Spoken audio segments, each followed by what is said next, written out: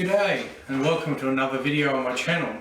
Now unusually this time this video has nothing to do with guns, firearms or shooting. On July 8th this year, just a couple of weeks ago, we lost a great Australian. Now you've probably never heard of him, but please bear with me. Sydney Lorimer Kirkby was born in Fremantle on the 13th of June in 1933. Now Syd grew up in Fremantle in Western Australia.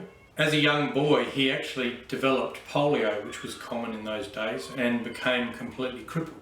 His father actually gave up his job so that he could stay home and spend huge amounts of time doing kind of all sorts of physio and trying to work out how he could get Syd to be able to walk again. He succeeded, and Syd was able to walk, although he walked with a marked limp for the rest of his life, which is kind of amazing, as you'll see. Syd's family had a family friend called Frank Goyder. If you're from South Australia, you've probably heard of Goyder's line. Goyder's line was meant to demarcate a point beyond which it was not feasible to be able to grow crops. Now this was named by a guy called George Goyder. He was the government surveyor back in the mid 1800s. Yeah, he actually developed this Goyder's line in 1865.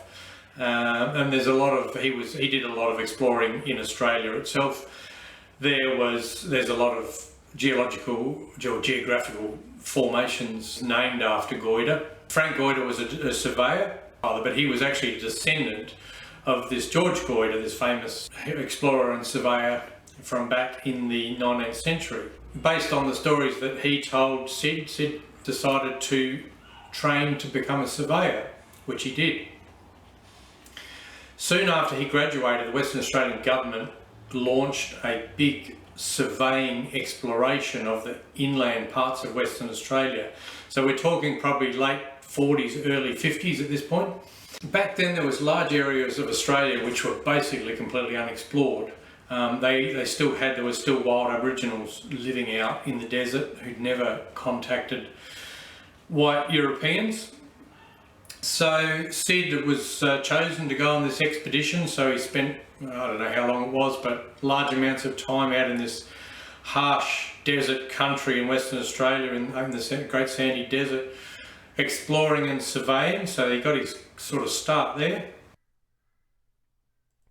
In 1954, Syd was chosen to go as a surveyor on the Australian National Antarctic Research Expedition, which was the first major expedition of exploration of the Antarctic continent by Australia. And between 1956 and I think it was about 1978, he did multiple trips to Antarctica, exploring large areas of the inland of Antarctica. Of course, these expeditions were extremely dangerous, traversing glaciers with crevasses, climbing mountains in treacherous climatic conditions, and having to deal with all the equipment failures. Initially they just had dog sleds. It was just like Scott and Amundsen, you know, back in the old polar days in the early 20th century. They went out with dog sleds for weeks or even months, I think, at a time, surveying on big surveying expeditions into the inland. So Syd and the guys that were with him at the time were the first humans to see the Lambert Glacier, which is the world's largest glacier. And subsequent to his exploration, there's multiple geographical features in Antarctica named after Syd. There's Mount Kirkby, the Kirkby Glacier, Kirkby Head, and Kirkby Shoal.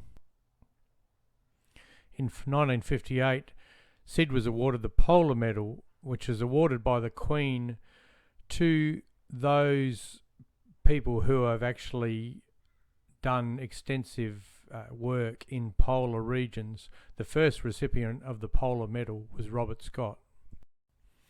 In 1966, Syd was made a member of the British Empire, MBE. For those who are not from the Commonwealth, this is one of the highest honours in the Commonwealth and is only a couple of steps down from a knighthood.